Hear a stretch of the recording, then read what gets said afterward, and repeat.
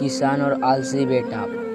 बहुत समय पहले एक गांव में एक किसान रहता था। उसके पास काफ़ी संपत्ति थी क्योंकि उसने बहुत सालों तक खूब मेहनत किया था। उसके पास बहुत बड़े बड़े खेत थे, पर वह बहुत दुखी था क्योंकि उसके बेटे बहुत आलसी थे। न तो वह उसकी मदद करते थे और सारे दिन सोते ही रहते थे और अपना समय फालतू के खेलों में बर्बाद किया करते थे। एक दिन किसान बहुत बीमार पड़ गया। उसके बेटे ने डॉक्टर को बुलाया। जहाँ डॉक्टर ने कह दिया कि आपके पास ज़्यादा समय नहीं है, आपकी कोई आखिरी ख्वाहिश हो तो पूरा कर ले।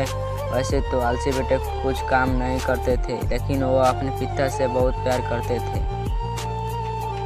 डॉक्टर के जाने के बाद वो सभी रोने लगे। अपने बेटे को दुखी देखकर किसान का दिल पिघल गया और कहा, चिंता मत करो बच्चों, मैं स्वर्ग से तुम्हारी रक्षा करूंगा और जिससे कि तुम कभी भूखे ना रहो। मैंने खेत में सारा धन गाड़ दिया है। जब वो तुम्हें मिले तो तुम लोग बाजार जाकर उसे बेच देना, वो तुम्हारी ज़िंदगी भर के लिए काम आएगी। कुछ ही समय के बाद किसानों की मौत हो गई। कुछ दिन तक दुखी बेटे दुख के मारे कोई काम नहीं कर पा रहे, पर फिर उन्हें लगा भोजन के लिए कुछ तो करना पड़ेगा। बेटों ने खेतों में खुदाई शुरू कर दी, पर वहाँ उन्हें कुछ न मिला।